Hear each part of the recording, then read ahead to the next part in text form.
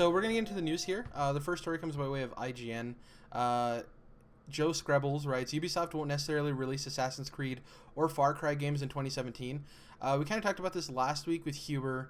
There was an interview with Yves Guillemot, or Guillemot, or however you pronounce his last name. Yves Guillemot. And he was talking about how not to expect Assassin's Creed next year, that they're not giving a definitive date. This is kind of like a follow-up story, but not really.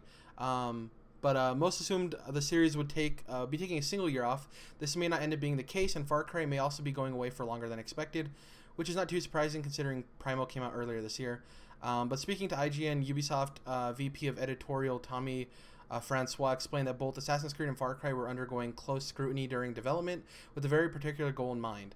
I'll tell you what, we believe alpha for these games needs to be 1 year before release. We're trying to achieve that. That's super effing blunt. I don't know if I'm allowed to say this. This is the goal we're going for. Alpha 1 year before, more quality, more polish. Wow. That's huge, man. Yeah, so you figure if that's what they're sticking to and it's a alpha a year before release, then unless we get an alpha for Assassin's Creed Empire or the new Far Cry, neither of them are coming out next year, right? If that's the case. Right, yeah. What do you think about this, Ian? What do you think about no Far Cry or no Assassin's Creed next year as well? I think it's a good thing. Like, I definitely...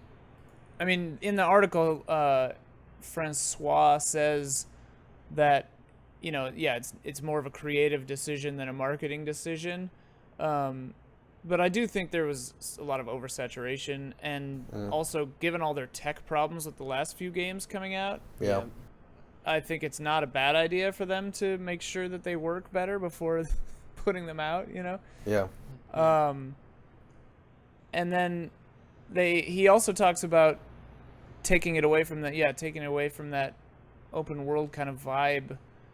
He doesn't really specifically say what that means, but they're prototyping other kind of styles of gameplay, which I think would be cool for Far Cry and Assassin's Creed. Like, I was imagining a tighter narrative Assassin's Creed or Far Cry game could actually be kind of interesting. I wonder what that would be like, or what they would do.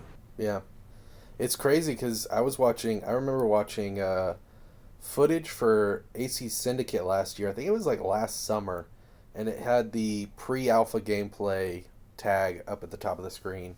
And honestly, for me, when I played Syndicate, I had played Syndicate day one, and I played Unity after a couple patches, but for me, I actually had more glitches in Syndicate than Unity, which didn't seem like the case for most people, but yeah, it's crazy that they, you know, like for their last game, they were so close to release, and they were still in alpha, so the fact that they're trying to be a year out is like a really big jump for them, and that makes me really happy. Well, I think... And it also... Sorry, go ahead, Ian. Oh, sorry.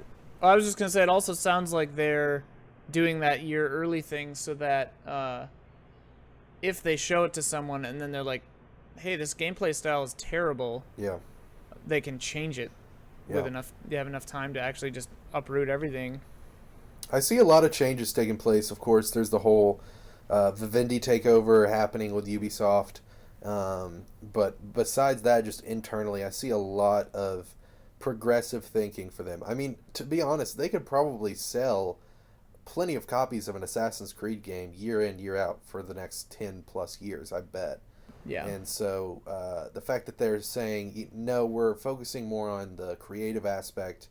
We could make money, but we really want to make a great game. That I'm just so happy to hear about that, because that reminds me more of Ubisoft from the first decade of the century, where they were 2002, 2004, they were really putting out amazing games. They weren't annualizing franchises, and so I like this return to form, as it were. Mm-hmm. Well, it seems like the biggest jump in quality for an Assassin's Creed game was 1 to 2. Like, a lot of people didn't really like 1, and then people loved 2, and then though the games have gone progressively, I guess they look better and they probably are mechanically better, but there hasn't been a huge jump, really. It's like very, very small iterations. So I would agree. Yeah, so I'm assuming that they're trying to do something new too, and also to the point of like getting rid of the open world formula. There is this kind of like this weird, it's a Ubisoft game, and that kind of springs into somebody's mind. Oh, so it's an open world where you have to get certain towers to unlock the map in certain areas. Like, it's kind of a thing in people's brains. So maybe they want to get away from, you know, the Assassin's Creed and Far Cry as being known as like Ubisoft games, where it's like you already expect one thing and there's nothing new there or creative. So people always talk about how as soon as you get into those games, especially Assassin's Creed, I'm working on the Platinum for Unity right now, and every time I open the map, it is just covered in icons and symbols of things to do and collect and towers to climb and synchronize. And I guarantee you, next Far Cry, next Assassin's Creed, it's going to be way drawn back. Yeah. The next story here, you actually kind of mentioned it earlier, the whole Vivendi takeover of Ubisoft. Ubisoft actually got a small win today as of recording this episode. They actually won some votes for board of director. Ubisoft evidently won a victory today over French media company Vivendi in its attempt to thwart a hostile takeover, as the French publisher's board of directors approved its slate of candidates in the annual meeting. One of them being Yves Guillemot, and 3 more people being Ubisoft related or recommended independent members. So that's another step towards them trying to fight off this takeover. They've been doing a lot on social media saying we are Ubisoft and stuff like that. It's kind of crazy. I wasn't even familiar with hostile takeovers until this whole Ubisoft Vivendi thing came up. Then I started doing research, and it's not a super common thing in the business world, but it is more common than you'd expect. And it's crazy how these things come about. And I'm glad to see that Ubisoft kind of got a small victory here. It doesn't mean that it's over and Vivendi won't take them over or anything, but it is a small victory. So what do you guys think about this whole Vivendi takeover? What do you guys think about that? So the interview where Eve was talking, this was the one that we talked about last week, where he was mentioning Assassin's Creed Empire will be ready when it's ready, maybe not even in 2017.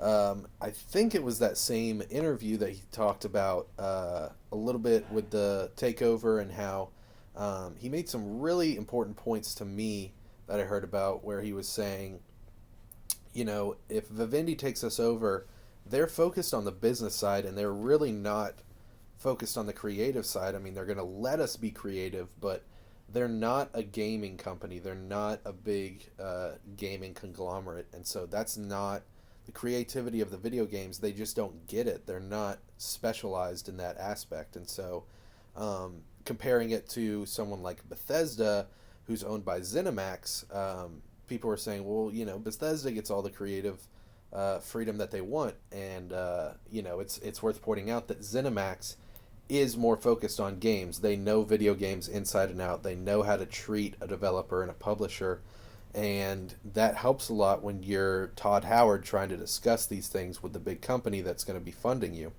And so I totally get where Eve's coming from, where Vivendi doesn't get those things. They don't understand gaming the way that he does, or the way that Ubisoft as a company does. So I think it's really important for them to win this independence, and I'm really rooting for them, because that could really help push this creative force that you see them working with right now. And I hope that that's how it goes down. I really hope that they're able to gain their independence.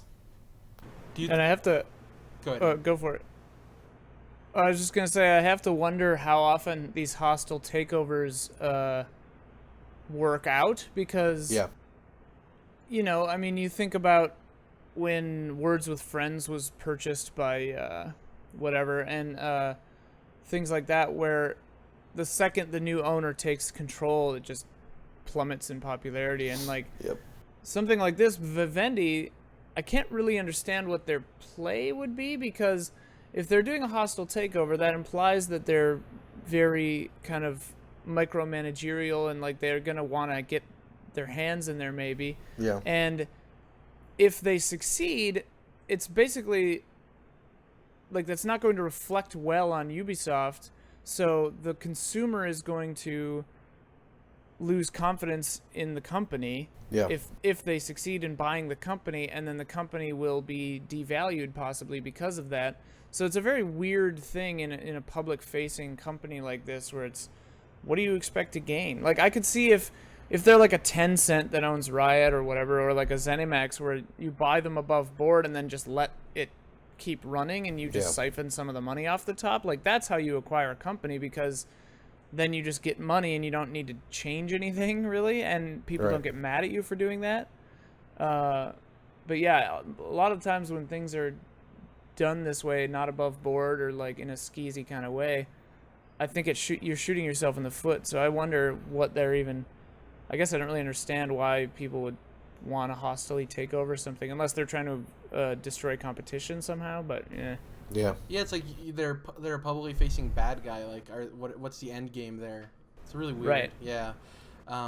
Yeah. If I were to buy a company or try to take over a company, I would do it behind closed doors, like you said, and just let them continue doing what they're doing and not try to be so, I don't know, crazy about it. It seems like it's a lose-lose. But none of us are super rich business CEOs, so what do we know, I guess. That you know of, Jared. That's true. That's true.